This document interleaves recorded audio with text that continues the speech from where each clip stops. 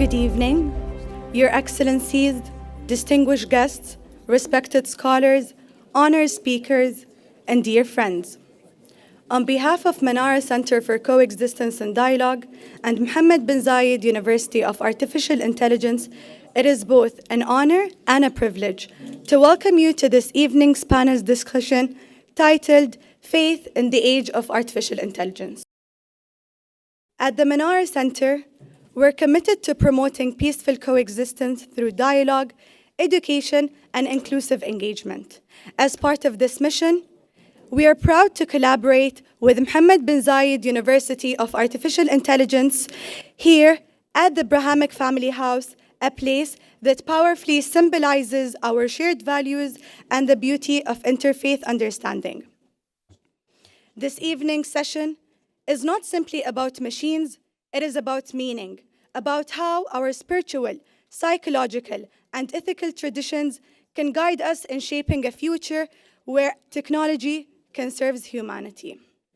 To officially open this evening's program, it's my great honor to invite His Excellency Dr. Ali Rashid al-Naimi, Chairman of Manara Center for Coexistence and Dialogue, to deliver his opening remarks.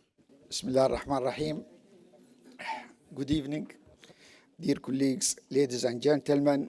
First, I'd like to welcome you to this place, which I'm really proud of to be part of it. And, every week I have to come here to refresh, my vision, my soul, and my attitude toward humanity. Today, we gather here, and I'd like to thank MBZ University for Artificial Intelligence, to thank my team at Manara, and also to thank the host, the Abrahamic Family House, and the team that doing a great job in it. We are here to talk about faith and artificial intelligence. I've been dealing with faith leaders, and always I face challenges when I talk about faith leaders and their role. Whenever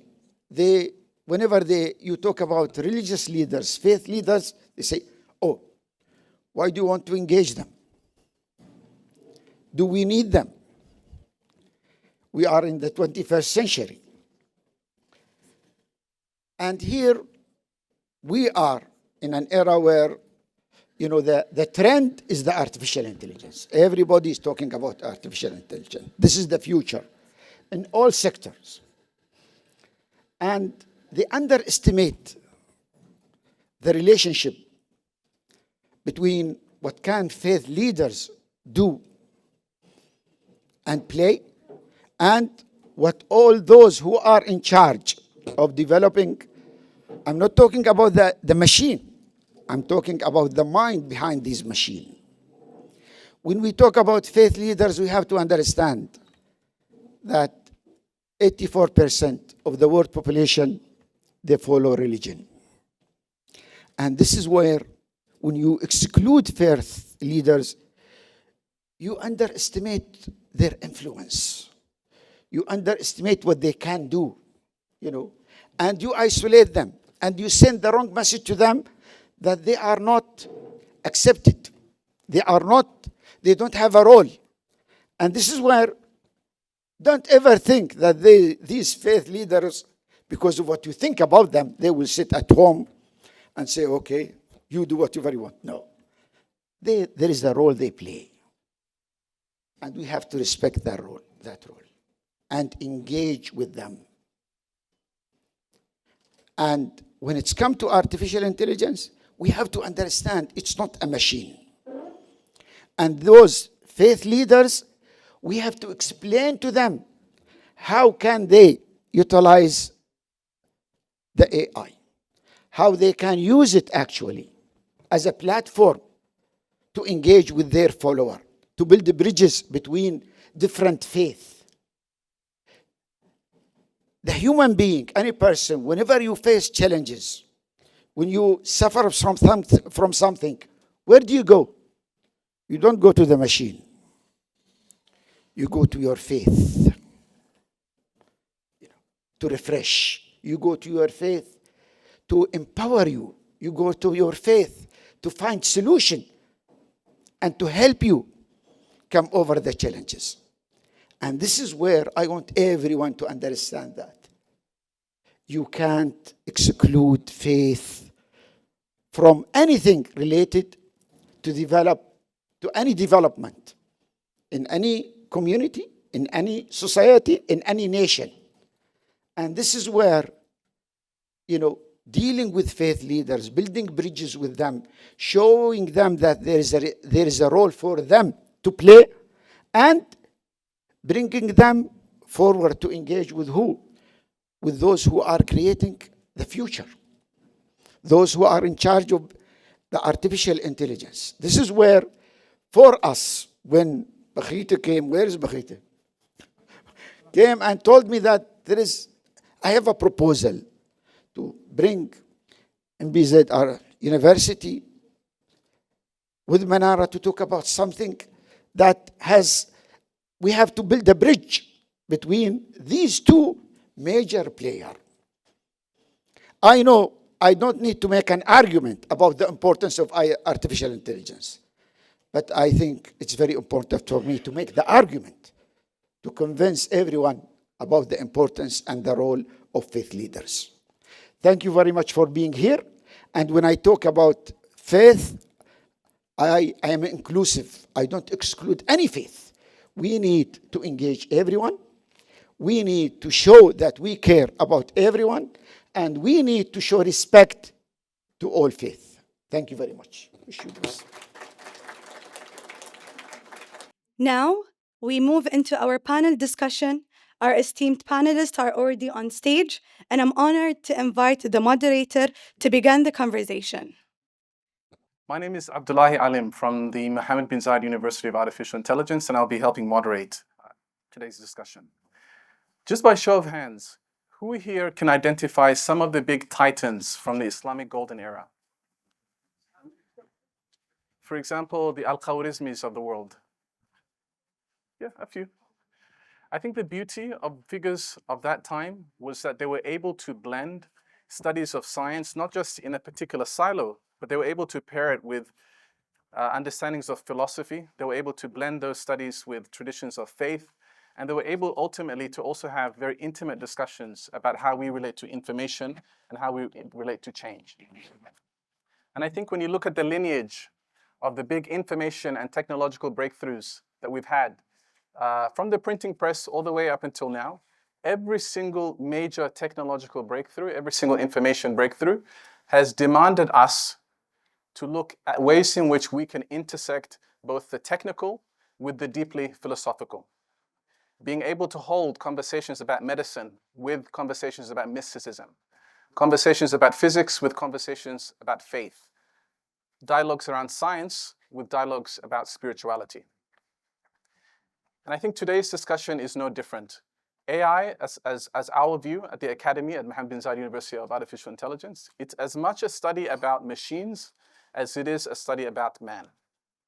It's as much a study about statistical models as it is about how we as individuals relate to information and knowledge, who has access to it, how do we store it, how do we disseminate knowledge, and also how we relate to the concept of change and disruption. When we're confronted by major historic window as we are now, do we rescind to fear and feel paralyzed by it, thinking it's too scary, it's too big, I can't contend with the unknown? Or do we lead with more of an intellectual curiosity and humility? Today's conversation is an opportunity for us to understand what do some of the oldest surviving faith traditions, spiritual traditions, teach us in how we can engage in this historic window as well. And I think to your credit, you've got a very, very interesting and eclectic panel at your discretion. I'm going to ask each of them to just quickly introduce themselves in a second. But I'd also ask each of you to engage this conversation as intimately as possible, because we will also have a dedicated Q&A towards the end of the discussion as well. So I'll start with Dr. Yusuf. Share a bit about yourself and your... Okay, go. Is the mic working? Okay. So I work for the UAE Council Fatwa. I work as a specialist in the religious sciences there. Most of my daily work is kind of providing pastoral care. So we basically provide The word fatwa can trigger a few people who aren't quite familiar with what it means. It basically is religious opinion. And the Fatwa Council is one of the national bodies of religious opinion here. So I provide religious opinion, which could be anything from marital counseling to financial transactions, both in written print and also via the phone. So that's my day job. Yeah. Hello, everyone. Can you hear me clearly? Great. Yeah, I'm Eric Xing. So I'm an engineer and a researcher doing my work in artificial intelligence. I'm also the president of the University of Artificial Intelligence, working with my colleague to build research programs and bigger national scale projects using AI. Beyond my career as a scientist, in fact, I'm a great fan of history, culture, philosophy, and religion. So I love to be able to contribute to the discussion about faith and science technology.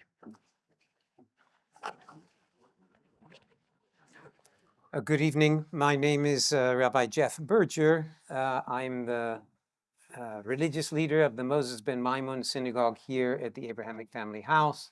And in my spare time, I also like to engage in questions of science and technology.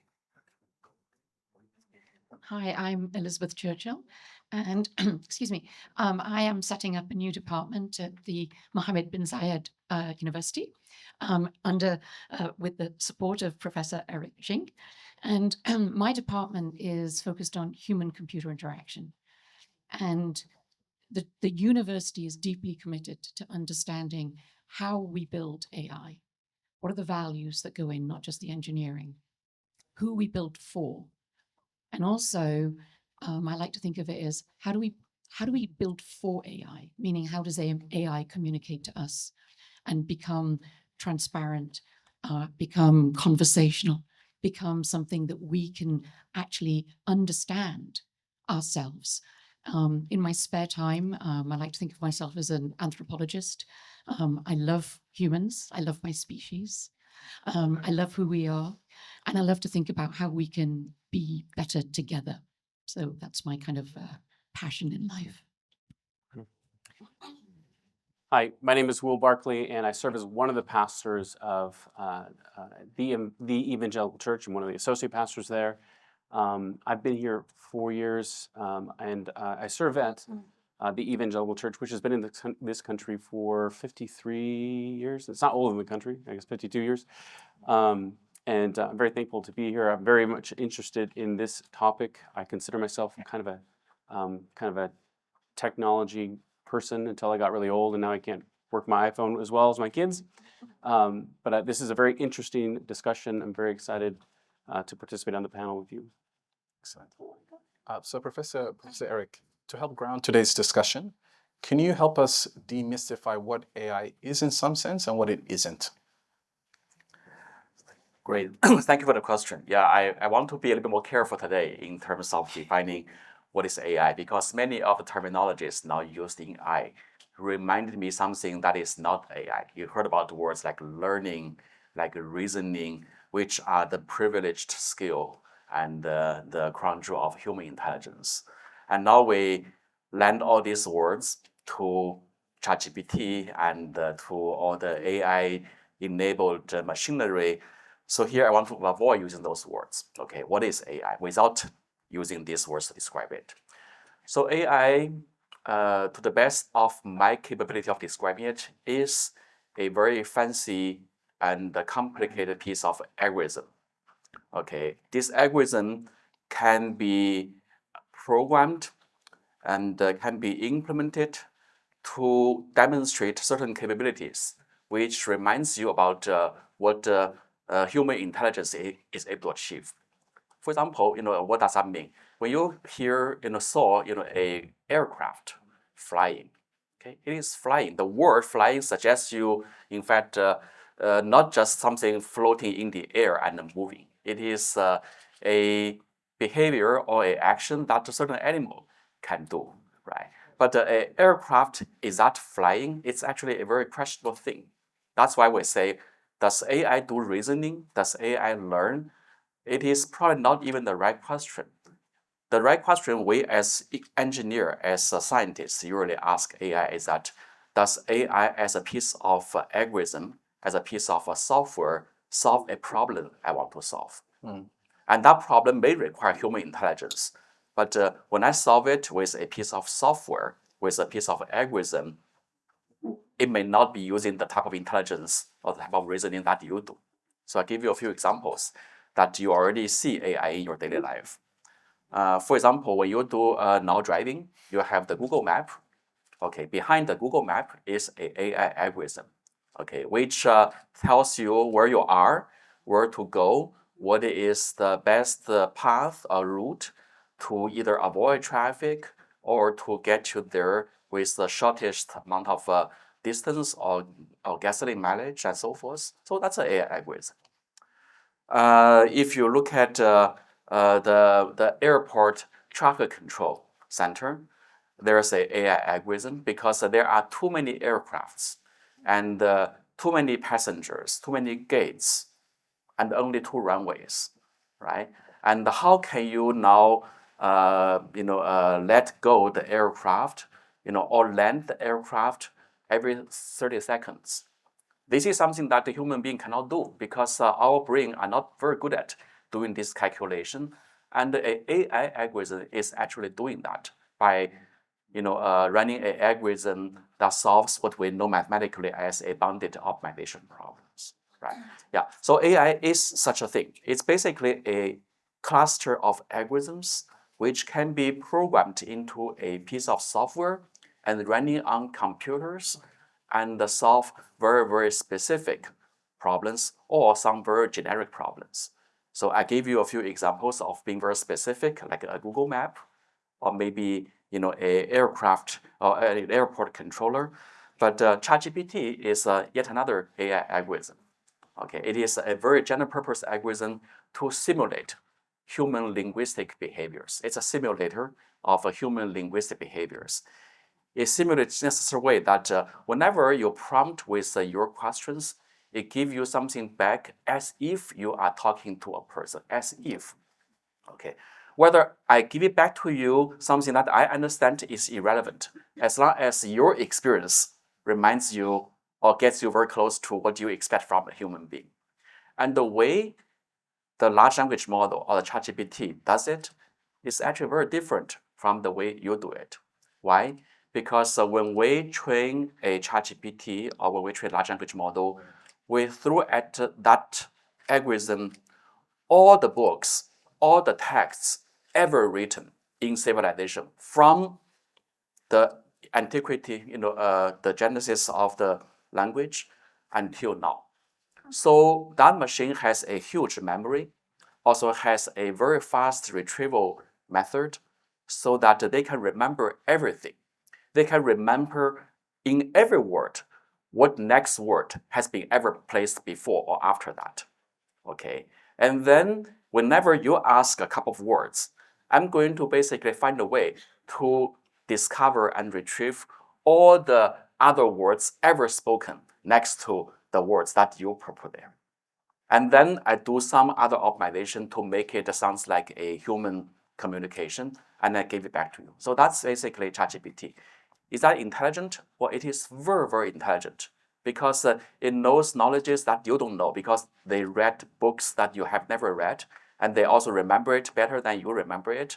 But it is doing the so-called machine reasoning or AI reasoning differently from a human reason. We human beings are optimized for limited bandwidth, limited memory, and limited energy computation. For example, people ask me why first principle is important. Why we need to be convinced when first principle is used. For example, when I show you a Newtonian law of, universal gravitation, you feel like it's so beautiful and it is so correct. It makes you feel like you believe in that hypothesis, right? The reason we need that is because we cannot remember all the positions of the celestial bodies, all the celestial body movements and so forth. And we try to reduce them into a piece of equation, which can be easily stored in your brain, because that will save us a lot of energy. Okay, but AI does not have to do that. They can literally remember all the positions if they need to. Okay, and they can store the equation if there is one, but also they don't have to store an equation if there's no one. For example, when AI does the conversation, it does not use human grammatical rules, okay, or other parsing rules and so forth. It is a brute force retrieval, of other laws. But when AI does some, computation, like what we see nowadays, in the math, AI programs, they sometimes use the rules. Yeah. So remember, AI is a piece of algorithm which accomplish the task you wanted to accomplish. It is not necessarily a creature, that can invent tasks all of themselves and then get a solution like we humans do in our own ways. Maybe hopefully this is a more kind of grounded answer on what AI really is about. Excellent. Yeah. And Rabbi Jeff, we saw during the pandemic there was something called an AI rabbi that was released, and it was based on the idea that no single rabbi can remember every single Jewish law and every single Jewish tradition. But I think we had a very interesting conversation with the senior rabbi, Rabbi Franklin from New York, who said, interestingly, this can't replace a human because this AI lacks nefesh, or Hebrew for soul. So I'm curious to know, I'm opening this conversation for all of us here. What is distinctively human in each of our faith traditions, or even our own understandings, that cannot be sort of replicated within a machine? How distinct are we and why? Thank you, Abdullahi. I want to begin by saying that 2,000 years ago, during the period of antiquity, there was a Rabbi Hanina, the vice high priest of the temple in Jerusalem, who said, "Pray for the welfare of the government, for were it not for the rule of law, every person would swallow their neighbor alive." I digress for a moment to say that each week in the Moses ben Maimon synagogue, we pray for the well-being of His Highness, Sheikh Mohammed bin Zayed Al Nahyan, and the entire government of the UAE, for the remarkable country that they've created, which is a beacon of hope, demonstrating how more than 200 different cultures can coexist peacefully. So that's the first thing I wanted to say. I feel grateful to be here. Certainly my thanks to the Mohammed bin Zayed University and also to the Manara Center. In the Jewish tradition, it is believed, this might be a bit homiletic, but please bear with me. It is believed that 40 days before the birth of a child, a developing fetus is taught the wisdom of the entire universe by an angel in the womb. Now, upon birth, the angel is said to lightly tap the baby's upper lip, causing the child to forget all that it has learned, and leaving with us this groove called the philtrum. From that point of view, forgetting is not a negative thing. It allows us to rediscover the wisdom that we will eventually encounter during our life with a fresh perspective and a renewed appreciation. It is suggesting that we are subconsciously endowed with knowledge, just as a seed contains the DNA within it, which will later become the blossoming plant and flower. Humans are unique in having the capacity for higher consciousness. We believe that we are endowed with a soul and that we are created in the image of the divine, so that when we encounter truth later in our lives, we innately recognize it. Some of the characteristics of being human would be, or include, being born of a woman, having moral intelligence, being able to produce offspring, having imagination, free will, creativity, the capacity for interlocution, self-reflection, empathy, and yet being finite and still having a unique identity. That would be what I believe are some of the things that machines cannot yet replicate. It's interesting because when most people are asked, if you were to go to a court case and stand before either an AI or a jury of people, most people prefer the jury of people, inherently because we feel like there's something empathetic within the human experience that perhaps you won't necessarily get from something programmed in a different sense. So, Professor Elizabeth, how do you engage with that question? What is innately human that is distinct from machine? I think you just said something really important. You said a jury. And we can empathize. And if we can't empathize, often what we do is we have discussions with others in order to develop empathy. So when we think of ourselves as individuals, that is not who we really are. We are actually a collective. We are empathetic. We work with others. We get multi-perspectival views through conversation and discussion. We see through other people's eyes as they talk to us, talk through with us, as we experience with them through empathy, through observation, through discussion. And I think a lot of the machines that we know don't discuss, they don't empathize with each other, they don't change their views on the basis of, what was your experience, machine A? Well, my experience was like this. Well, I'm not sure if you were quite right. Well, that's interesting. Why? So information is exchanged, but I don't think it's that same kind of embodied experience and co-experience and collaborative experience of being together. Look at us here. Take a look around. We're all here with different backgrounds, different views, different ideas. Some of you are worrying about doing the washing up later. Some of you are worrying about what's happening tomorrow. Some of us are worrying about what is happening in the world and how do we fit into the world. This is incredibly rich. We are not individuals. We are a collective that exchanges and discusses. And arguably, I would like to think that we are doing more of this. We need more of this. And that our capacity to expand in that way, I think, is unique.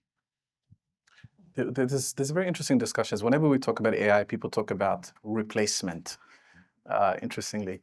And Pastor, a question for you, Pastor, was that when we looked at a study from the Harvard Business Review, and I put it on the screen now, looking at how particularly young people use generative AI, so, for example, like ChatGPT, you find that the 3 core prompts that they use for these LLMs in particular was, number 1, therapy and companionship, number 2, organizing my life, and number 3, finding my purpose. These are very traditional functions of community leaders, faith leaders, counselors.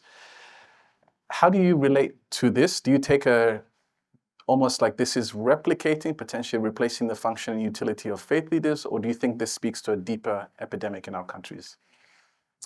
Yeah, great question. I do think, I think I still have a job in 2 to 5 years, thankfully. I think that for people in general, and people in my kind of position, whether a pastor, a mentor, a rabbi, imam, there's a need for an embodied soul to be with you and to explain things to you. I think as human beings, we are wanting to communicate with fellow human beings. I think one of the problems with technology these days and with our phones is that it's really easy to send that WhatsApp message, but are we really communicating or connecting on that level where we're building that relationship? We have a satisfactory relationship with that person. If I just texted my wife once a week that I loved her and never saw her, I don't think she'd say that I was being a good husband. But I think the temptation nowadays, especially when you think about something like a generative AI, like ChatGPT, for an 18-year-old man, I give that example as just somebody in my congregation who is interacting with it and has developed maybe a friendship or a relationship with an AI. It's tempting, and it's tempting because you're using language. You're typing in your thoughts, and you're getting human language back, whatever language it is. And so I think there's a real temptation to think I am interacting with somebody, a being. And I feel like since we've had conversations, I feel like I've read more and more articles about people who have gotten into relationships with generative AI. And it's caused them to do things that would be considered irrational, really jeopardizing actual relationships they have. So I do think that as human beings, to me that speaks, we crave to be known, to know others, to matter to other people. And that's why human relationships are so important.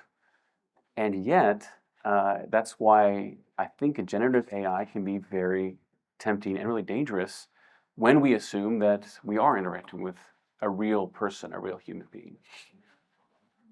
But the fact that it's the case, the fact that people are using this, as you can see, top three, therapy, finding purpose, finding meaning, as somebody who leads a congregation, what do you think how do you relate to this kind of data? That's a great question. And I do think that there's probably a tendency in all of us, to find the shortcut. I want the answer to the next step. I want to know what I should do next. And maybe it used to be a crystal ball. I talk about this idea. There's a magic 8 ball as a kid where if you asked it a question, you turn it over, it would float up this little dice and it had 20 questions, yes or no, and it would just tell you whatever random question that would float. I think there's a tendency in all of us to want a simple answer. And ChatGPT or any of these generative AIs, in one sense, it's like you can type it in and there's no accountability. Who's going to know that you asked that question? Who's going to find out? So I do think there's a temptation in human beings in general to, I would even say for people in my congregation, it's almost an idolatry, right? If God is real and he exists to impart wisdom, as we know in Proverbs, and to help his people, and yet why do we run to then other things that are not God, that I don't think are going to help us like we want them to? Dr. Yusuf, how do you engage with this piece of data? Seeing that most people are using it at least for finding purpose, for therapeutic reasons, for companionship. I connected with what the pastor said, specifically the part of knowing. And I think that is an innate part of what makes us human. And in many ways, that goes back to the divine story. Because when I was listening to the rabbi speak, in the Islamic tradition, this question was actually posed to the prophet by rabbis. They said, "What's the nature of the soul?" And the Prophet Muhammad answered from Revelation, which is why the word that starts off with the answer is say. He's being told to say something.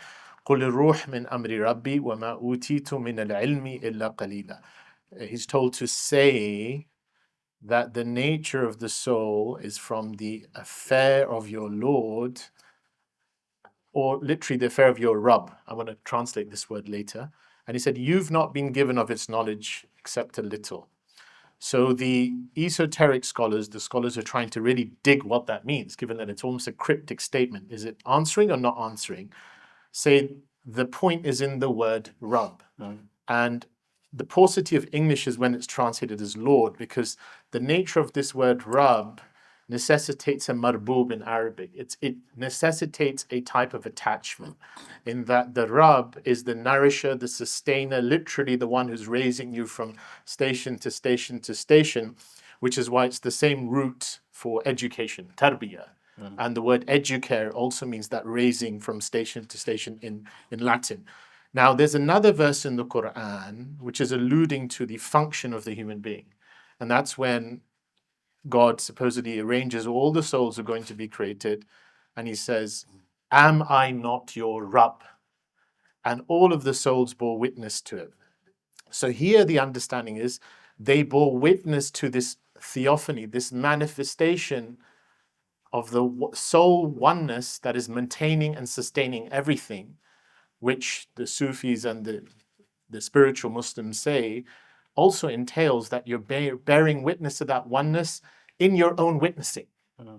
And so in the divine oneness, before anything could have been created, what was the imperative to create? The Sufis say, "Kan Allah wa la shay'a ma." God was and there was nothing else besides. So why would God create?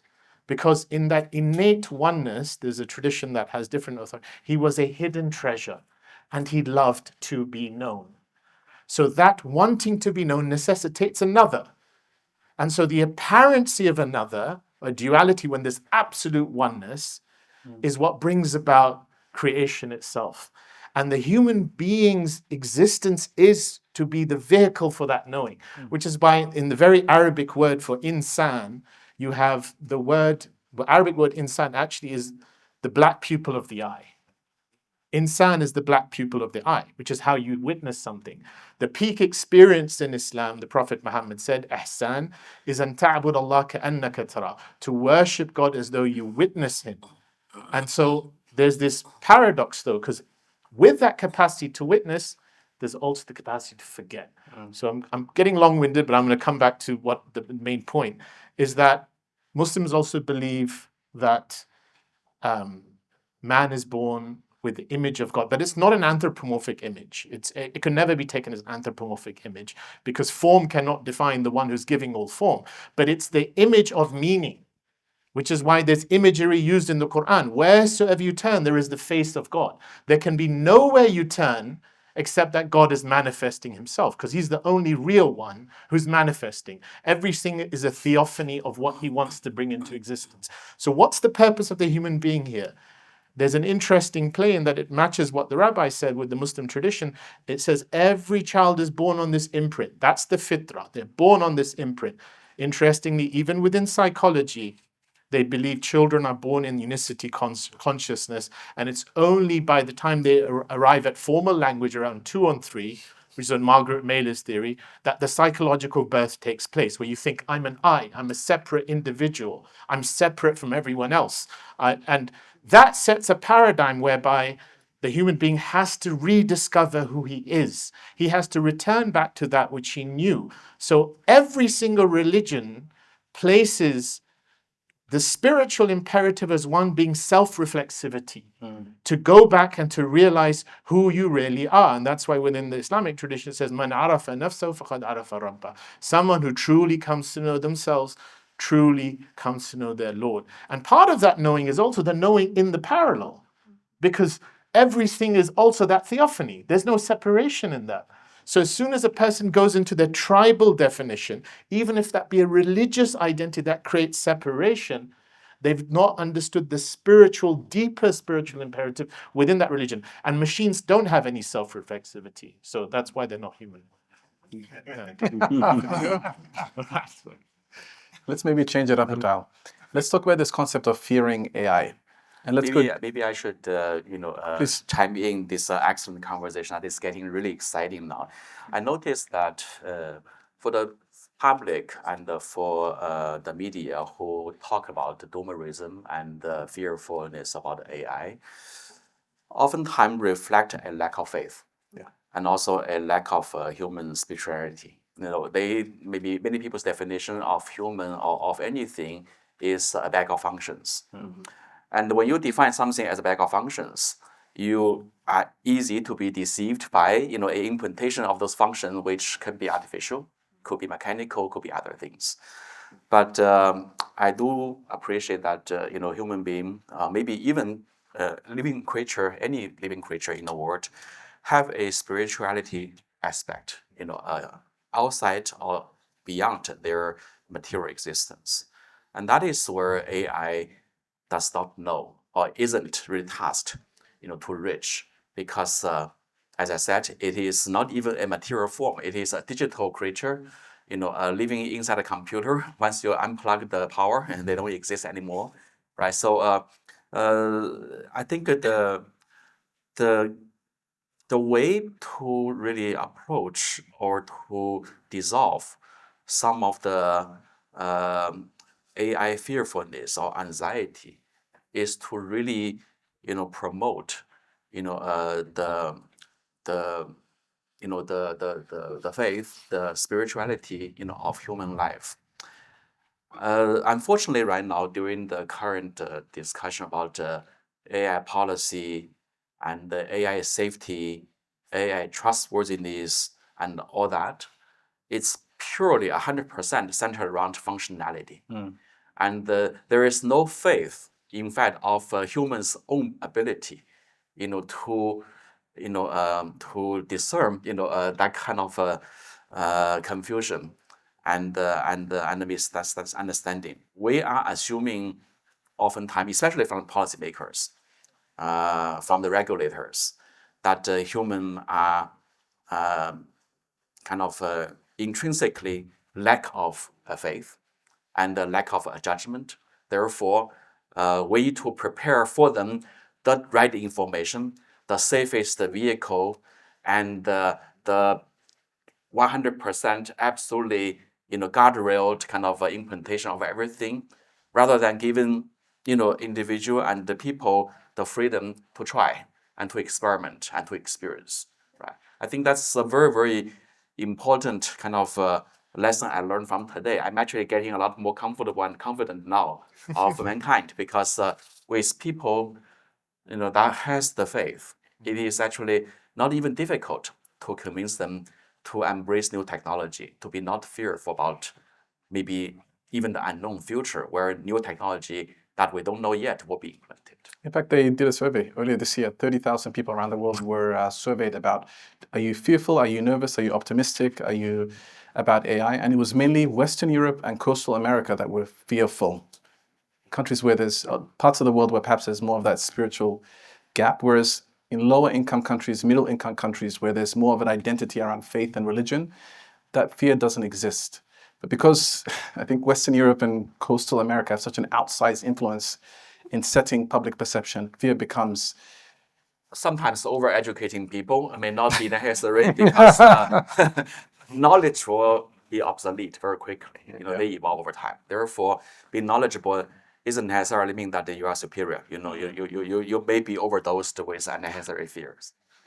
But where does that fear come from? Is it just practicing caution, or does it just again speak to a deeper discomfort with the unknown and inability to sit with that? What do we think, Rabbi Jeff? I have a theory, and it's an untested theory, but I believe that what causes the sense of panic and anxiety when it comes to change is that deep down, it is an intrinsic understanding of our mortality, that one day we will no longer exist.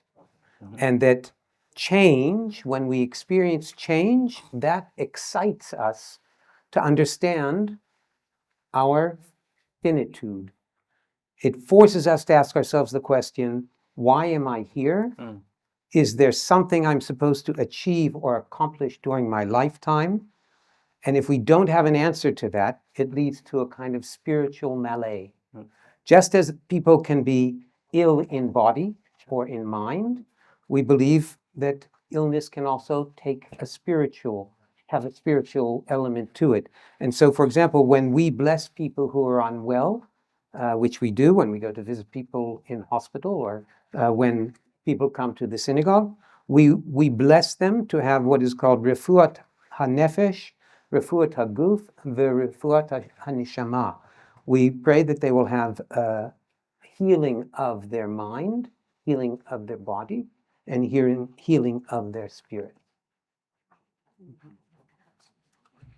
Let's maybe connect that to what's going on in parts, not all, but parts of Silicon Valley, this conversation about transhumanism and trying to at least market AI as, please forgive me, as like godlike capabilities, logging past human capabilities and going beyond the finite.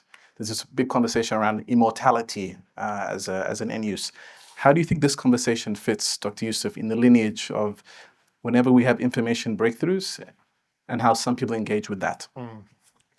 So I was discussing with the professor that I see this isn't anything new. I mean, this is a continuation of a trajectory which actually started in Western Europe, so we can blame them. It was a reaction against religion, and particularly Christianity. And so it set into place cascading degrees of the separation of divine. And so the first stage was the deistic God, the God who's a watchmaker, who is no longer animating the universe. And so when you can master the laws of the watchmaker, you no longer need the God. And paradoxically, a lot of the leading figures who are also believers, I mean, Newton and Galileo, in different degrees, they were believers, but they set into play a paradigm of science. Now, obviously, the scientific method and science has produced tremendous good.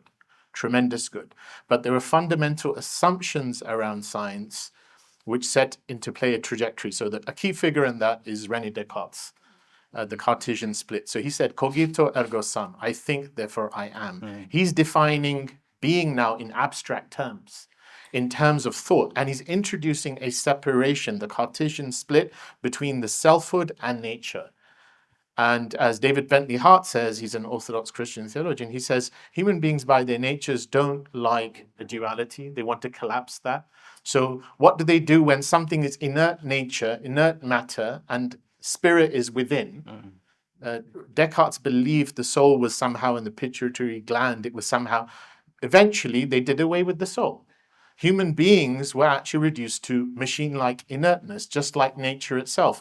And then the project then becomes, how do you assuage the anxiety of being a separate individual in arbitrary forces? I can't control nature, and I feel so alone. And so the natural result of that is to deify man. Man has to become God. And we see this before artificial intelligence came out by the very paradigm of someone like Michio Kaku saying, we want to arrive at this 1-inch equation called the God's equation, which gives what Charles Eisenstein calls the science and technological paradigm, which is science proposes perfect knowledge and technology proposes perfect control. These two things are the agencies of God. Qudra and ilm. This is how creation comes into being. Now, the issue about that is, the more you go down that road, and I know the professors are going to speak about it, is that science at the quantum level completely inverts that paradigm. When you go into quantum mechanics, you can't adopt a deterministic criterion. It's probabilistic. There's wave-particle duality. You can't be reductionist because of that probabilistic sense. There is no separate observed universe that's separate to you out there. There is actually, you are impacting the universe. You are part and parcel of what you observe. All of this is quantum mechanics, which is why someone like Ken Wilber wrote a book called The Quantum Questions, and how you could quote several quantum physicists and they sound like the greatest mystics. Now, that hasn't translated, though, into popular discourse.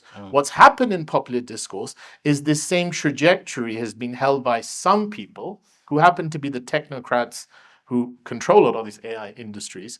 And they seem to want to continue this trajectory where now AI is the next installation. If we couldn't do it with nanotechnology, we couldn't do it with other. AI proposes this because this is this super intelligence. This is this new paradigm which eventually will give us something that can deify man, the promise of machinery. But of course, there are fundamental misassumptions as to who man is, what being is, what the soul is, and that's where the whole issue arises. So. Okay. Rabbi Jeff, do you want to chime in? Thank you. That's a hard act to follow.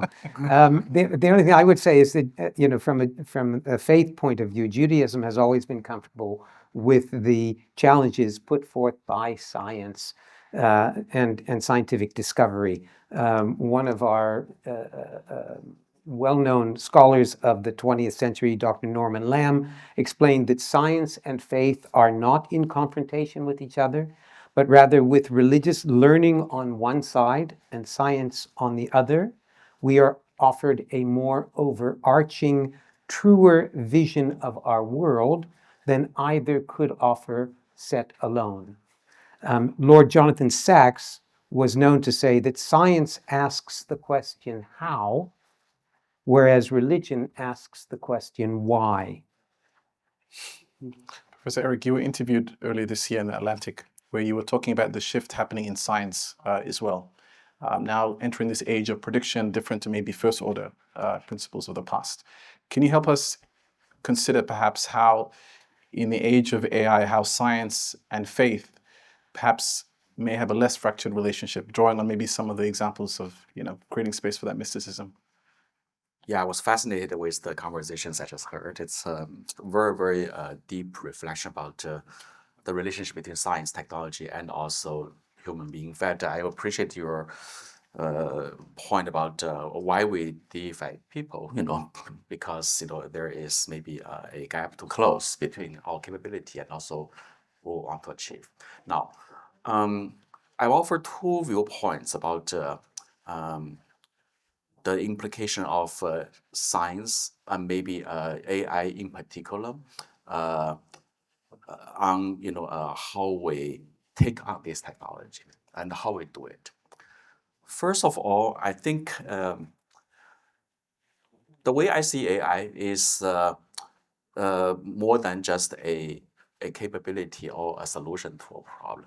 Okay, it is actually a new wave or a new phase of dramatic democratization of knowledge, to the mass population, like the printing press, like the invention of writing.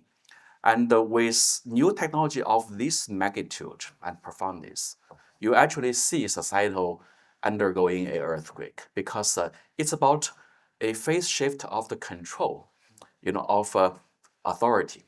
The white printing press was so objected and so disruptive, during the Renaissance.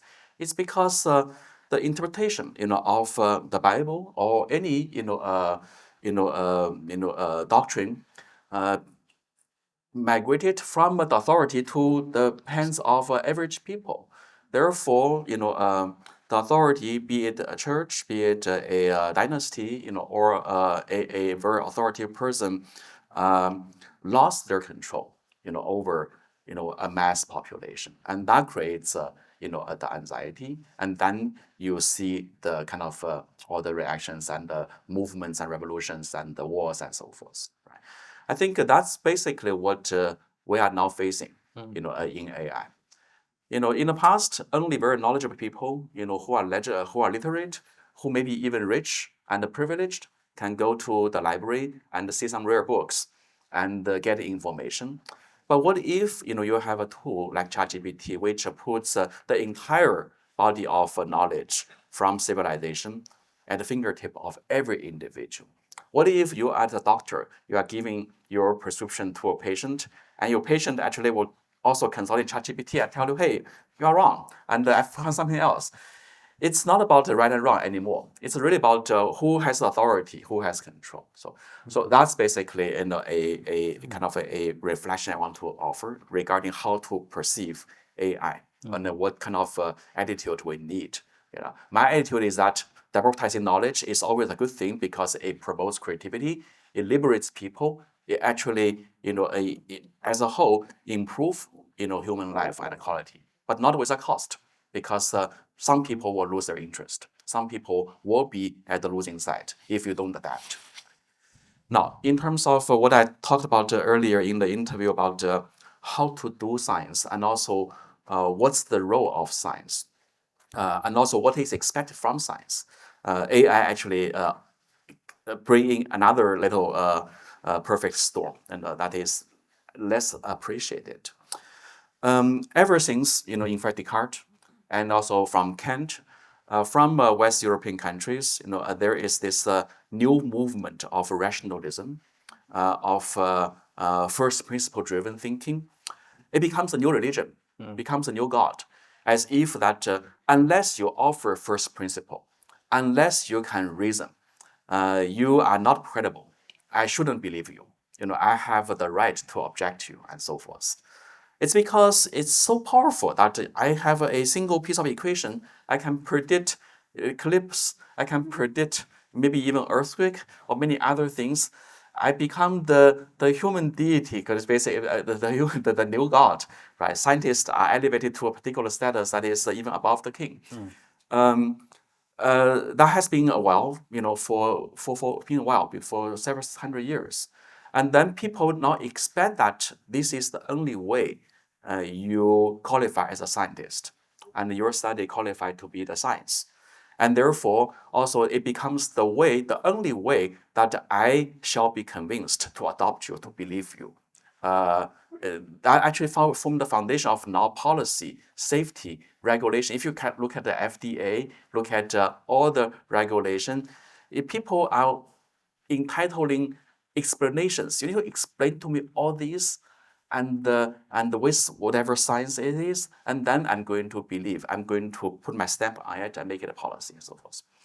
AI actually kind of put you back to ground zero. That I'm so powerful in answering many of your questions, but I don't know how I did it. Nobody knows how it happened. Right? It is the revival of the more classical connectionism, empiricism, which is it was actually David Hume, who championed that, was condemned, in fact, for destroying science because he promoted that kind of a way of doing things.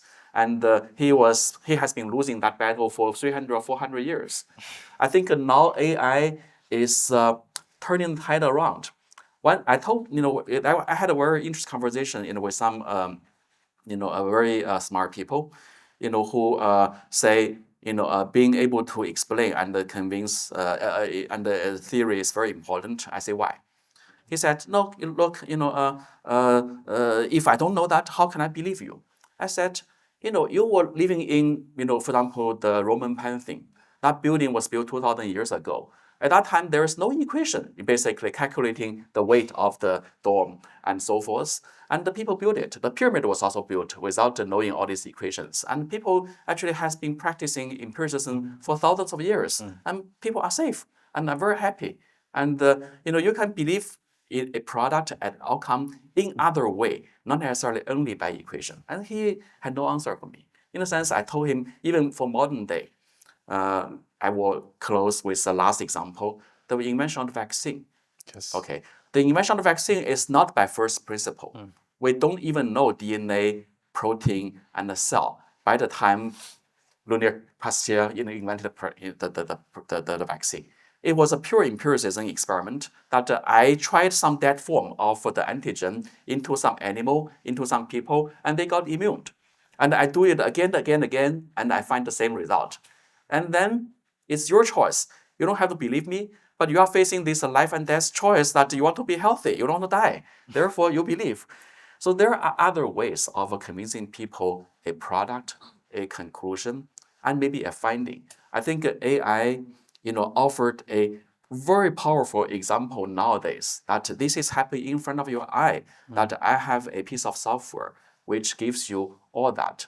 You don't have to believe. No one is forcing you to believe. But you may be stupid if you refuse to use it. Just like in the Google Map age, I saw now fewer and fewer people resorting to their paper map.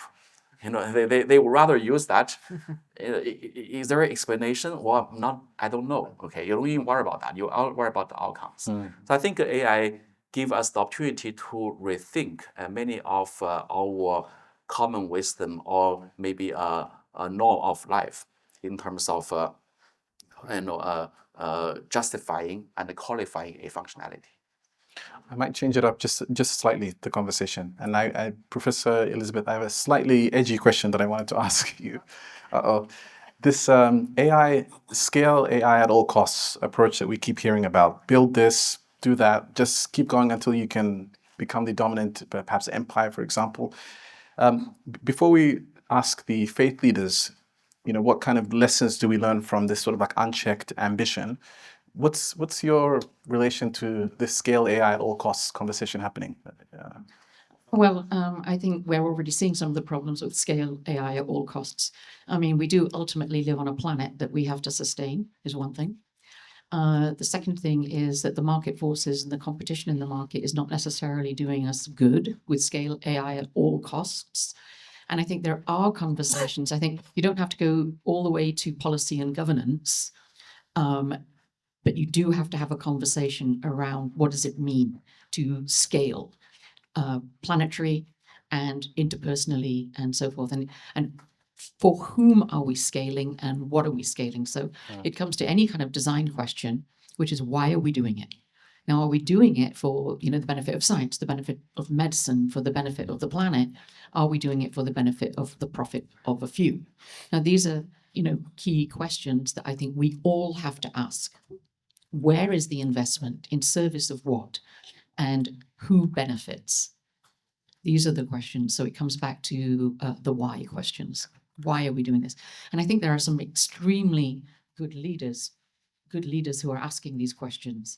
And I think we all have to be part of the conversation in that.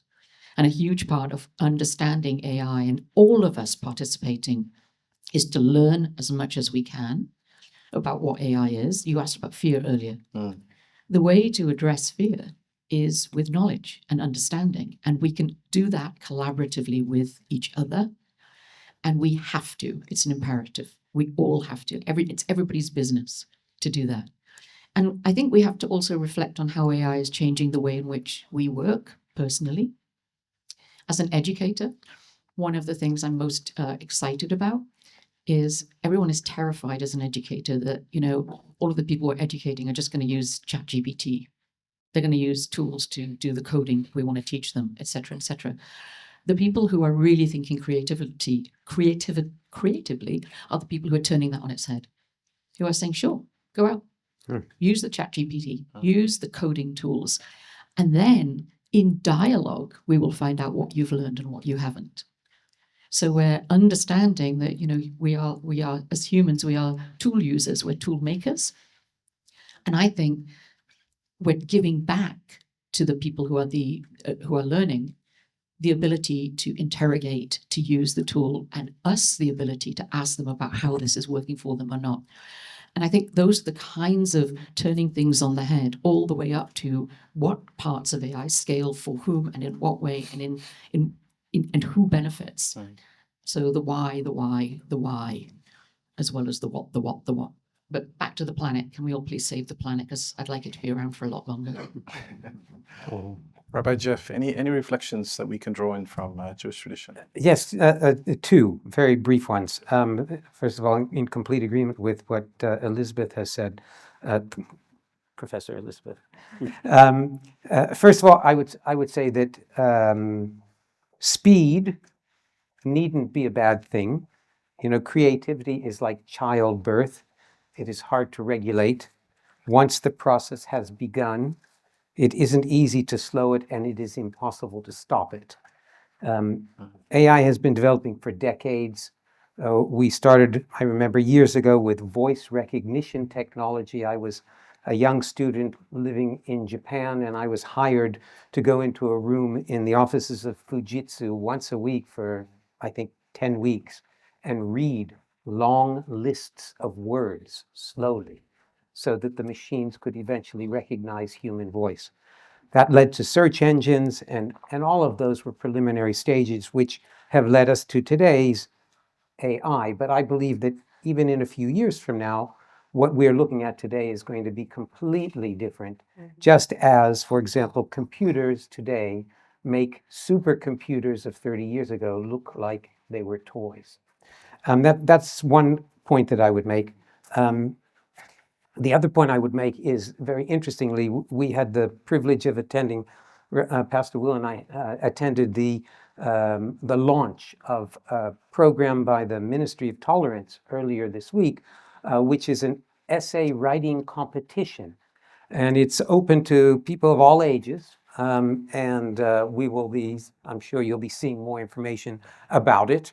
It's an annual competition. And one of the things that they wrote as part of the characteristics or the parameters of the competition is you can use AI to write your essay. The topic was, what does it mean to me to live in the UAE? But still, that they were encouraging and allowing for the use of AI, I thought was brilliant, because it then becomes more inclusive of every possible person who would like to be part of that competition or process. I think in the beginning we were talking about how when we were saying AI is as much a study about machines as it is about man, and especially how we relate to information and knowledge. and how we relate to power, how we relate to change. Going back to the example of the printing press, Dr. Yusuf, Professor Eric gave the example of what happened in Western Europe. But what lessons do you think we can draw from perhaps the Ottoman Empire? And it's sometimes perhaps overinflated, or yeah. you can. So the printing press is actually an interesting example in many more ways than one. The common understanding, at least in some of the reading that I saw the recommended reading, kind of gives the example that, okay, the Ottomans outlawed printing for a period of time when Europe had printing, and therefore this was the stagnation of the Ottoman Empire, and therefore this was another part of how the Muslims fell backward. And there may be some truths to elements of stagnation, but I think the issue is a bit more subtle than that, especially if you consult the Ottoman historians. Firstly, from historical accuracy, the Ottomans never outlawed printing. They gave free access to printing of Hebrew, of Latin, of Aramaic, which was the language of the intelligentsia that was coming from Europe. What they specifically were outlawing, or what they were trying to place restrictions on, was the aspect of calligraphy and Arabic script. Now, you can take that as being, oh, the calligraphers were worried about their jobs. That could be one perspective. Or you could take another perspective as, what is calligraphy? Now, a friend of mine has been studying calligraphy in Turkey, and there's very few master calligraphers left. But the first thing he says is, this is a sacred meditative practice. From the point of how you handle the pen, to the strokes, to the stillness that's needed, to the types of strokes you have. And there's no irony that this was the premier form of Islamic art. Anyone who goes to an Islamic museum will see all of the calligraphy around the world. So it could just be that they saw something sacred as potentially being lost. And that's not just the Ottomans. One of my favorite movies is The Last Samurai. And I was asking myself, why do I like The Last Samurai? I'm not even a fan of Tom Cruise. When I saw him in Mission Impossible, apart from the stunts, there's no real script. It doesn't make any sense. But then I started reflecting, what's the underlying theme of The Last Samurai? And this is actually a historical narrative. The samurai were worried of losing this Bushido code, this sense of training. And that's what you see in the movie. Tom Cruise goes through this process. Firstly, he's a hired mercenary, but then he gets kidnapped. And then he goes through this process of mastering this thing to the point that at the end, there's this confrontation between people upholding this type of chivalry and this type of code and the machinery. And it's interesting that you think you want them to win and they all get mowed down at the end. But actually, that's when you see the real story, because their inherent code is self-sacrifice. They're willing to kill themselves for the emperor. So what were they really opposing? They were opposing the loss of this sacred element. And it did actually historically happen. Tom Cruise effectively becomes the last samurai because he convinces the emperor that there's something worth preserving. But the samurai historically did lose their culture. And there's a famous, I'll end here, there's a famous, Titus Burckhardt worked as a UNESCO representative for preserving the crafts and guilds. With the advent of financial technology that once again arose from Western Europe, that arose from a removal on the prohibition of usury that allowed for banking systems. David Graeber, a financial anthropologist, says, LSE financial anthropologist says, the Muslims could easily have pioneered banks. Pre-banking, they were the leading economists. The Ottoman was the leading economy in the world. What stopped them from bringing about banks? Because they took their profit, P-R-O-P-H-E-T, more important than profit, P-R-O-F-I-T. But when Christian Reformism, firstly through Luther and then Calvin, redefined usury as being whatever extortionate rates of interest, as opposed to the prior definition of the Catholic Church, this set in a societal tolerance for usury. And then this is, to go back, this is letting the genie out of the bottle. Niall Ferguson says, the financial revolution had to go hand in hand with the Industrial Revolution. Once the banks come in, then the corporations come in, then you get East India Company, then you get East India Dutch Company. And as Marshall G. Hodgson, a historian, says, Why did the Ottomans, why were they finally taken over? Because the nature of this is disruptive technology. If someone starts it, it will destroy everything in its wake. And so it destroyed the crafts, the guilds which were the way commerce was carried out, a sense of chivalry, a sense of fraternity, a sense of mastering the arts.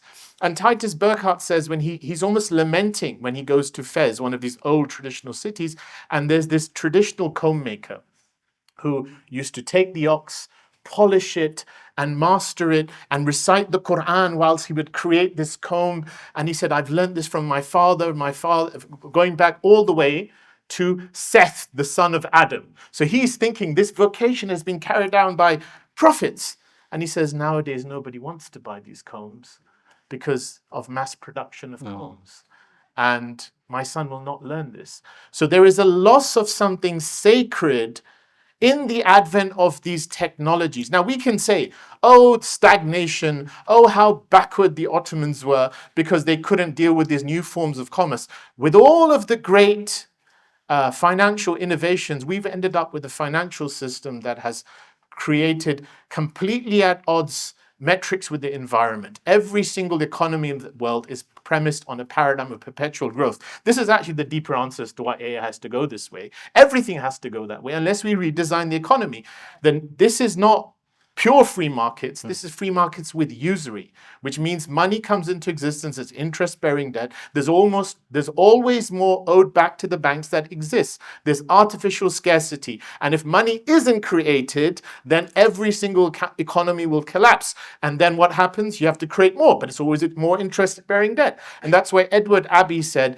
the logic of usury is the logic of the cancer cell. It cannibalizes you to survive and eventually kills you. Now, the technocrats and the great bureaucrats and the great people, they don't care because we'll go to Mars. That's their philosophy. But the rest of us who want to inhabit this earth, we have to redesign these fundamental parameters that bring everything back into balance. So I want to end with this quote, and it's a very telling quote.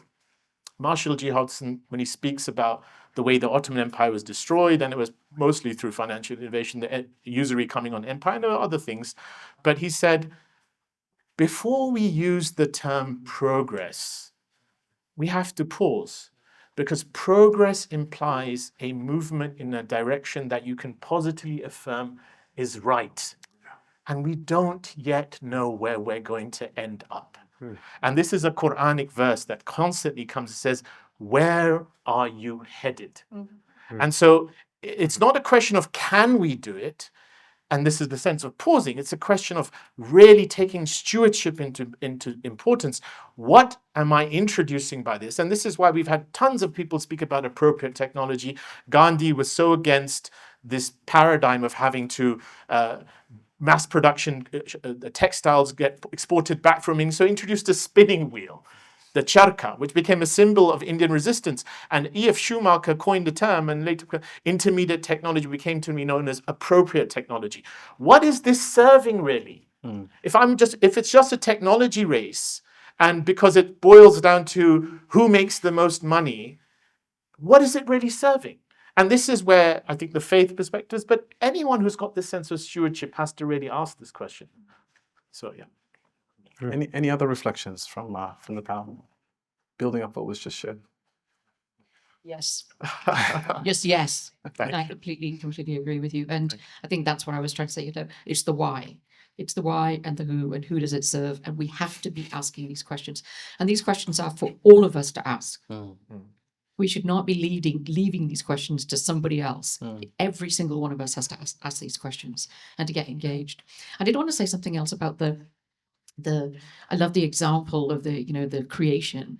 So there's a psychologist called Csikszentmihalyi, and one of his concepts is called flow. I think everybody in this room has done something where when you finally mastered something and everything just feels like it's coming together, and you are, whatever it is, it might be running, it might be snowboarding, it might be thinking through hard maths problems, whatever, once you've grasped something.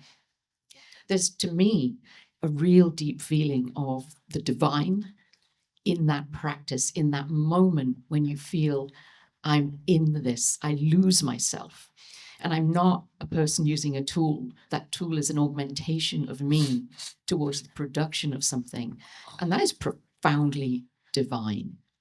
And I think that separates us from, machines in many ways, because the machine augments us and takes us to a place and extends us. And those kinds of reflections, I think, are really, really important.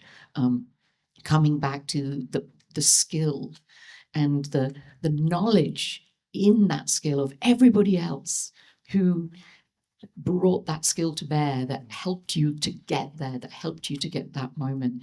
And I think that to me is the essence of being alive. And it isn't individual. It is because of all of the knowledge of other people who've brought you to that place. It's because of the tool that you're using and the augmentation to do the thing that you're trying to do. So I just love that example that you gave, because it really resonated for me. Excellent. I'm going to give a cue to those who have the roaming mics, because we will have Q&A in just 1 second. But final question to each of the panelists. From your perspective, what do you think is the biggest moral opportunity or moral dilemma that this technology brings to bear? Dr. Yusuf, I'll start with you and then we can. Okay. I'll try and be brief because I've hogged the mic, I think, today. I mentioned to you, and I'm very happy with everything the panelists have said here, in the sense of recognizing that this is a tool, but this is also a tool that has this potential to change our horizons. And there is no neutral interaction. One of the philosophers, Hans-Georg Gadamer, said, even within literature, there's a fusion of horizons. There always is. And so this particular tool, with the potentiality to mimic and to provide this kind of human kind of communication, has a potentiality to change us. And I think this is when more and more of us need to enter the contemplative space. Because what will protect us from the inevitable pull of reducing the horizons of your being to a screen is to realize the vastness that lies within. And if you can do that, then this becomes the protective dimension for it to remain a tool and to explore it to the best of your ability and to marvel at all it has to offer. This is disruptive technology, and it is part of this world, and it's going to change this world. But if there ever was a call for human beings to enter into the contemplative spirit, AI is actually doing that. Not because AI will answer that, but because if you want to answer that for yourself, you have to go in. And that in is actually just a reference, because in then becomes out and around and all around. But it's just the point of accessing the depths we have in our being. Beautifully Right. said. Thank you. Professor Eric. So much great stuff has been said. It's hard to match the early discussion you just had. So the way I see is we're at the very beginning, in fact, of a new wave of transformation. I want to put maybe what we are experiencing now into a perspective of a longer history, right? And every new technology, come with a very mixed and complicated, bag of responses. But I have faith on human and on mankind that people will figure out, given the time. If you look at even, I've been traveling a lot around the world, and you will see that during the history there are obvious phases of destruction. Many of the old buildings and man-made structures gets destroyed, but not continuously all over the time, in particular episodes of time. And then at some point, preservation comes, and the rediscovery and the rebuild starts, and so forth. If you could go to Athens, for example, you can see that temple, was destroyed during a particular time, and that gets rebuilt and gets preserved. So I think AI, probably are pulling people into a phase where some people may want to give up their old way of living and explore something new. But some other people may actually find AI to be a great tool to rediscover something that was lost and make them more accessible. I was in the project when I was in Paris. they have a project called the Digital Data, which is to really scan the lost or maybe the rare paintings produced by the Coexistence, and then try to not just archive it, but also to create a digital experience for more people to see it. In fact, it happened that one of the places they made a scan was destroyed due to an accident, and that actually piece of art was the church dome was actually preserved because of that effort.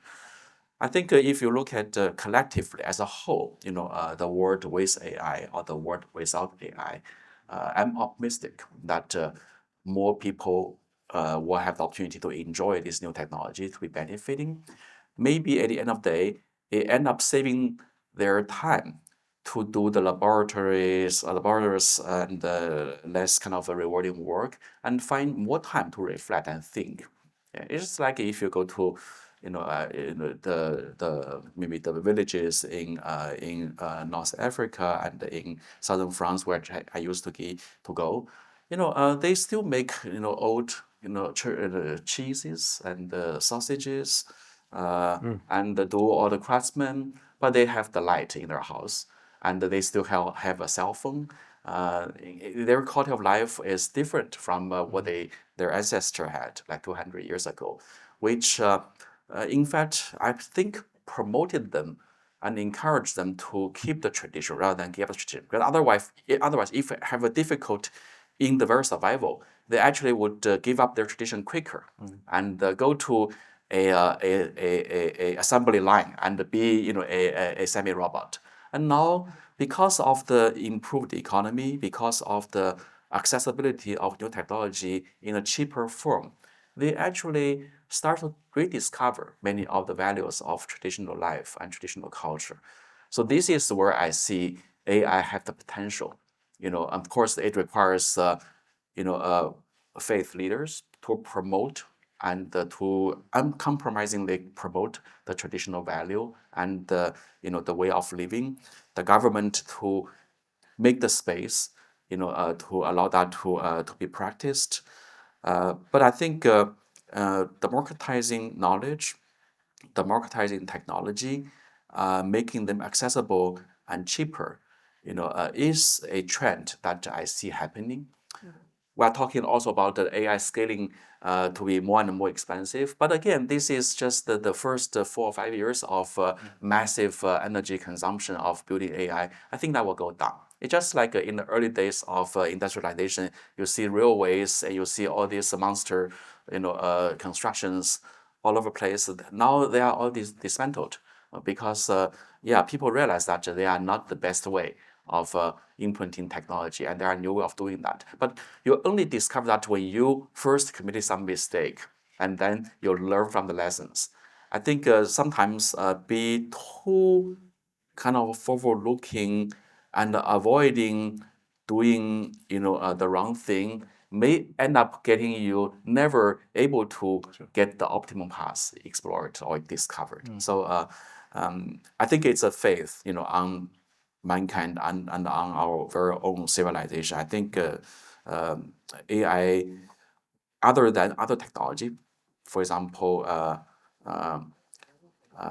genetic engineering and nuclear energy and nuclear technology, if we can allow that to exist and sit on top of it and have the patience to wait them to turn something good, this technology, in my opinion, is less controversial, less risky, and more navigatable and more harvestable, to human goods. Excellent. Rabbi Jeff. Terrific, thank you. I'm going to, two things again. I'm going to quote from Pope Leo XIV. Every rabbi has to be able to do that, don't they? Who said, all of us, I am sure, are concerned for children and young people and the possible consequences of the use of AI on their intellectual and neurological development. We haven't really talked about the influence of AI and social media on young people, but I think that's an interesting or at least a concern, a moral concern of the direction that we're heading in. I want to return to the homily of the angel that taught us in utero. The continuation of the story goes as follows, that as the fetus is just about to be born, it is made to swear an oath to be righteous and not wicked. And even if the entire world stands against you, you need to stand for your principles. Know that there is a God, that God is pure, and the soul that you have is pure. My teacher from years and years ago, Rabbi Noah Weinberg, added that when our days, and this is speculative, of course, that when our days are finished and our soul leaves us, the first encounter that we have is with the angel who accompanied our birth, who asks, "So how did you use your time?" My prayer is that we will all be worthy of the days that we are given, and that we will use AI as a tool, just as it has been described, for the good and not for other purposes. Excellent. Yes. Now, I think the moral imperative for us all is what I've said a few times now, is for all of us to be in the conversation, and all of us to be asking questions, and all of us to be using the tools, trying the tools, and educating others, and asking questions of each other. There's a big concern that a lot of people are going to be left out. I don't quite have that concern. As long as we keep talking to each other and helping each other. And I want to come back to the thing about the crisis of loneliness. And I think that the crisis of loneliness is real. And I worry in particular for young people. And I worry in particular for, we know that there are a lot of teenagers, for example, whose bodies are going through massive transformations, who are turning to AI tools and other kinds of tools, all kinds of tools, and going inward.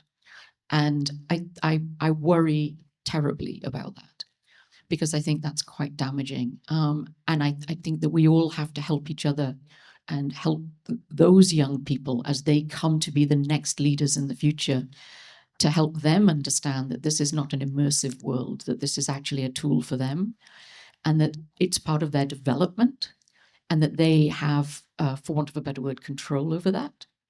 So I think the moral imperative is for us to talk to each other, but also to reach out to each other when we see people diving into fear, diving into disappearance, diving into the immersion and not experiencing and growing and learning. And if we see people who don't have access, helping them get access. And, I think that's where the spiritual leaders really are absolutely critical, because, like I said, we're all here together. Having people come together in human embodied form and talk with each other and see how others are acting and interacting and model behaviors, I think that is absolutely critical. I'm a big believer in public transportation, and that's because it democratizes a place. Because if you get on the bus at one end and you go to the other, you see people hopping on and off buses or trains, and that different walks of life, and they're all going together. And that togetherness for me is the imperative. We must keep coming together, which is why I'm very honored to be around the leaders here, the spiritual leaders here, because you are the leaders to help us bring community back and help each other learn and grow and support the young people, especially, who are developing in this odd world sometimes. So I just want to say big appreciation to the spiritual leaders here. I think there's no question. I think AI in general, it's here. It's in many facets of different technologies, different ways we're using them implicitly, explicitly, and there's real benefit to humankind in general.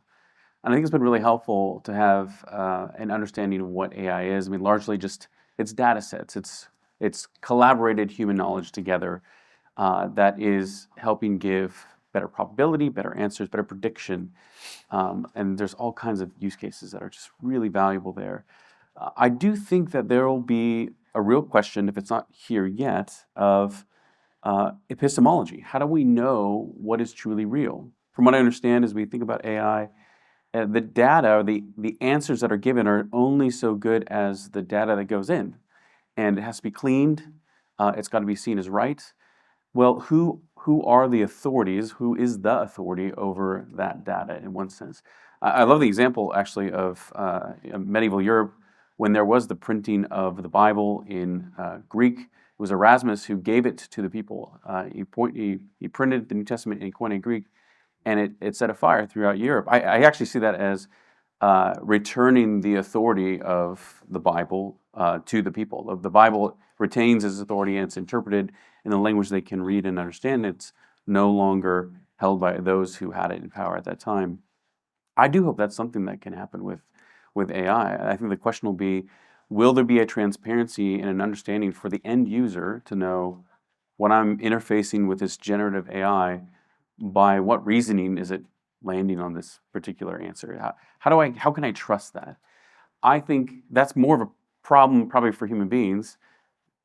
Just being a human being, our tendency is going to want to give up our own agency and trust this AI when it really should be seen as a library, a tool. We may look at it differently in a way that we shouldn't. And I think that we just need to be honest. That's a tendency in human beings. I do think that'll be something that has to be worked through in the future. I want to say thank you, because for me, at least, it's a very rare opportunity to have a discussion of this sort. Not a traditional interfaith discussion, not a traditional scientific discussion, but one that's very multidisciplinary. We had references to hard science, to history, to philosophy, and of course to faith. And we want to continue this conversation going, because I think just by the demand that we see in the room today, this was sold out in 48 hours here in Abu Dhabi. So there's definitely a real appetite for this kind of holistic style of conversations, and it's what we at the university will be continuing to champion as part of the academy led by Spring Fu and under the supervision and direction of Professor Eric as well. So I want to really give a huge thanks to our panelists for making today's conversation possible. I see two questions. The evening prayer. Okay, so I saw you first in the blue, so I need to...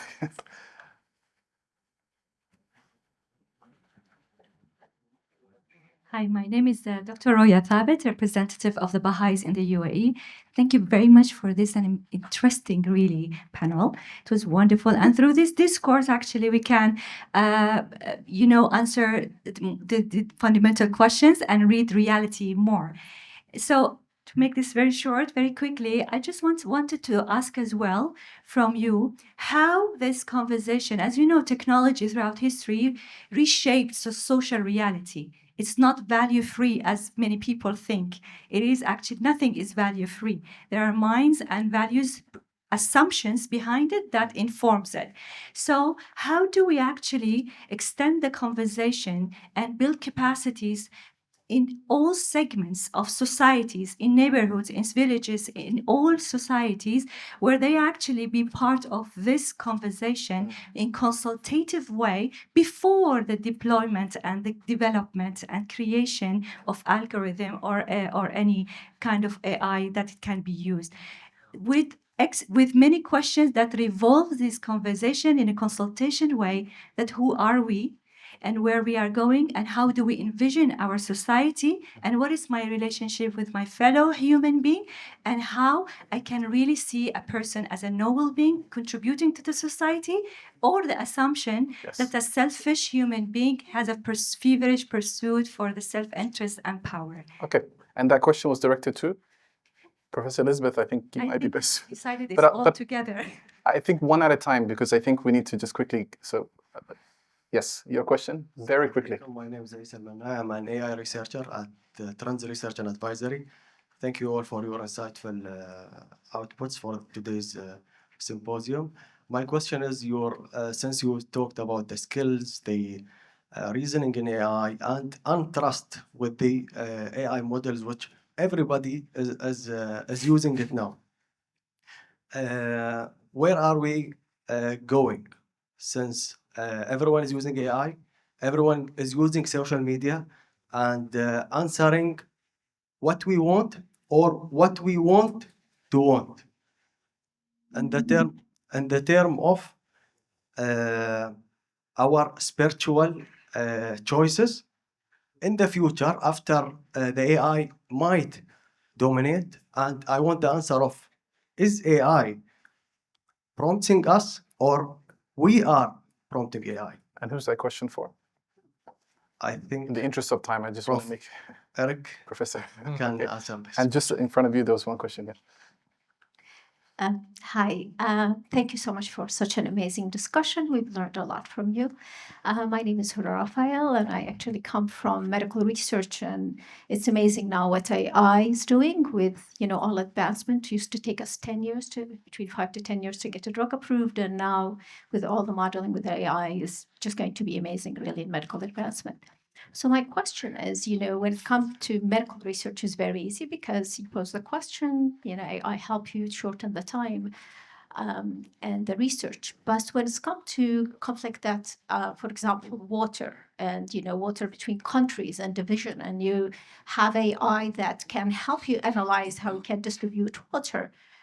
This is kind of a question I think goes with Dr. Rui's question, how we as human, can really, kind of respond to that and just, help with that happening with all of, countries wanting. Yeah, so this is, whoever can answer it. Thank you. Okay, and we'll take one more question over here. So there's a lot of memory that has to... It's good you're assigning it straight away. Assalamu alaikum. My name is Muhammad Al-Mahiri, French graduate from Zaid University. So I have a question to you, Mr. Wonderful. I want this wonderful person, I guess. Yusuf. Yusuf, yeah. So I'm going back to your point that you discussed in terms of the calligraphy outlaw during the Ottoman Empire. And I wanted to point out, why don't we take this as a lesson on how this was just the start of this was just the start of the process towards technology. Since the Industrial Revolution revolutionized it and abandoned like handwriting, so we're now also more into typing. And now to take this as a lesson into AI, why don't we use it as a matter of fact to be self-aware onto how to use AI and understand that there are persons behind the models that are being created who are persons just like us and may have biases and may provide like inaccurate information that if a person misused the AI for faith, it might bring them redirect them to a wrong place that they didn't want it or they didn't intend to have. Thank you very much. Okay, yeah, got the question. So I think, Elizabeth, you were but we need to make it like lightning round answers. Lightning round. Firstly, thanks so much for the question. Secondly, my whole scholarship, my whole career has been about human-centered design. And I said I was an anthropologist. What I teach and what I have practiced throughout years and years and years in industry, developing technologies, has always been to train people, students, people who work for me, to go out and do community-based research, participatory design, and really do an ethnography and an anthropology of the use of technology in prototype before it gets built. We have a technique called Wizard of Oz, where we create things that don't really have any substance technically behind them, but we actually get people to try things out. And the investment in the university in the department that I'm building, the Human-Computer Interaction Department, is specifically focused on training the next generation to bring that human-centered perspective and community and participatory design perspectives, training the next generation of scholars and engineers how to do that and how to work with people who are psychologists and anthropologists and community-based designers. So it's a big job. But we're starting by training the next generation at the university. And like I say, I've spent my entire career doing this. So I thank you for your question. And I deeply, deeply believe that we can help each other build technology better that way. Professor Eric, there was a question, I think, for you as well from Trends, an AI researcher, Trends. Right. That's, if I can recall, it's a very complicated question because it really cut deep into the AI human or AI or human machine relationships. In front of a powerful tool, what's our attitude? To give a short answer, I think we used to have many tools. We are going to have new tools. It's always important to remember that we human beings have our self, dignity, and identity. I think keeping that high and proudly is very important because the trust, you have your AI giving you an answer. You have your friend next to you also giving you an answer. Why do you trust one more than the other? Right? I think one could be that I just believe, AI read more. Then if that's your belief, then you should trust AI. But if you think my friend cares me more and he is more empathetic, then you trust your friend. I think the decision is in us. No one is forcing us to use AI. We choose to use AI, and then we take the responsibility of the consequences, or we are accountable for the outcome, rather than expecting the producer of the AI and or maybe the AI itself taking accountability. I speak about this very, very personally as well. For example, last few days, I was in the Alps. I was doing the mountaineering, and you need to use the ropes. You need to wear the crampon, and you need to climb all this. At the end of the day, I am accountable for my own safety and well-being. And I may, at some point, put my life onto a piece of rope and descend. But more often, I use my hand and to grab the rocks and climb. It is really, a very, very personal and situational experience. As long as you take AI or whatever technology as a piece of tool, okay, which has no personality, no accountability, but only a certain degree of a safety guarantee, you are in good position. Because you never, even if we drive a car, we take an aircraft, you have to have a risk there, but also it is your own choice, to balance basically how much benefit you want to get out of it and how much risk you want to put for it, right? So that would make your decision and maybe make the developers of AI's own decision a lot more harmonic and easier. Dr. Yusuf, I think there was the last. Yeah, the last question. Yeah, so I think the question in terms of what to learn from the printing press, well, the big lesson for me is the nature of disruptive technology, and AI is the ultimate disruptive technology. And as I've tried to emphasize in each of my answers, even though I'm not an expert in AI, I see it very much within the same trajectory, and I can kind of predict the patterns and discourses because I'm seeing a continuity in these levels. And so it's a latest installment, and it could be the final installment of a trajectory which is offering us two choices. So to come back also to partly what you said, we're not in a position to have a moratorium to say, let's all get into discussion, because the nature of these technologies is that there's a technology race and no one's waiting for that. But better late than never. And so what we can do, likewise, the scholars in the Ottoman Empire, they could have spoken as much as they wanted and delayed it, but they were just waiting to be made redundant en masse once the changes happen. So what we can do is what we're doing here, which is to popularize the discussion and to scale up the discussion. We have to increase awareness, because as the flood of AI takes over, the only countermeasure would be this awareness, where then people then can enter into the discussions about ethics and enter into how do we interact with this technology. And so that's what I think is the big lesson from the Ottoman case. Yes. A big round of applause, please, to our panelists.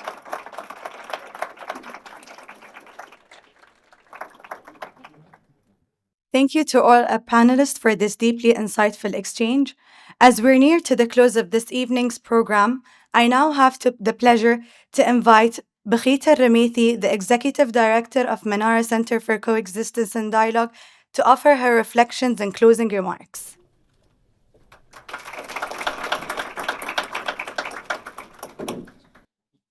Tough act to follow. Well, first of all, I'd like to thank our partners who we created this joint event with, Mohammed bin Zayed University of Artificial Intelligence, the Abrahamic Family House for hosting this event, the various communities that exist in the United Arab Emirates here attending this event, and for our fellow speakers for joining into this riveting conversation. This is not new for us at the Manara Center for Coexistence and Dialogue. We have explored faith in psychology, faith in mental health, faith in humanitarian work, and faith in media. And we will continue to explore interdisciplinary dialogues throughout. As we reflect on the conversations we had today, I want us to leave with a reminder. Faith and innovation are not opposites. In fact, our spiritual tradition has long been the spark of disruption, discovery, and deep thinking. And since we're gathered here at the Abrahamic Family House, it's only fitting to turn to Abraham as an example, a prophet honored in Judaism, Christianity, and Islam, the places of worship surrounding us today. He's often remembered for the message that was profoundly disruptive at his time, to declare the existence of one God in a world of many. But he was not only a believer, he was a seeker of truth, a questioner of systems, and a watcher of the stars. In the Quran, we read how Abraham looked at the stars and said, "This is my Lord," until they set. He looked at the moon and then the sun, only to conclude that truth cannot lie in that which disappears. He was seeking truth through observation, which is deeply scientific in its nature. He observed patterns, asked questions, and tested ideas. In doing so, he became one of history's earlier disruptors of false knowledge. This is one of the many examples of prophetic inquiry that the three houses of worship surrounding us today have.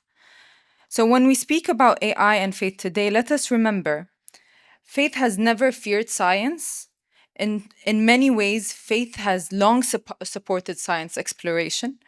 It taught us, at times even commanded us, to ask, to wonder, to observe, and most importantly, to remain humble before what we cannot explain yet. And so today, as we step into the age of artificial intelligence, we are not stepping away from our values. We are being called to return to them. Because AI is not just a tool, it's a mirror. It reflects our fears, our hopes, our power, and our blind spots. It asks us urgently, what kind of world will we build with it? This is why this conversation, Faith and AI, is designed to be a partnership, not a competition between machine and meaning, but a collaboration between our deepest wisdom and our boldest ambitions. Neither is here to replace the other, but to complete one another. And let us be clear, if we don't utilize AI within these sacred partnerships, within these sacred spaces, the vacuum will not remain empty. It is already being filled by those who seek to weaponize technology. Extremists who use AI to spread hate, manipulate narrative, and deepen the division. In the spirit of UAE's Year of Community, and in the spirit of the Manara Center for Coexistence and Dialogue, let us carry forward this dialogue not just as an event, but as a commitment. A commitment to provide spaces where different disciplines will co-create this AI future together, ensuring that every model we train, every tool we build, reflects the dignity, the justice, the values, the sacredness that Dr. Yusuf has mentioned that of our traditions and communities hold dear. Thank you all for coming here today and listening to this joint venture.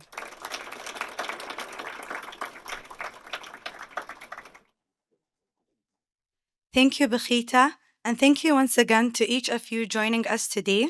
May this reflection shared tonight inspire ongoing conversation in your communities and in your institutions. On behalf of the Manara Center for Coexistence and Dialogue and Mohammed bin Zayed University of Artificial Intelligence, we wish you all a wonderful evening, and we look forward to many more opportunities for shared learning and meaningful collaboration. Thank you.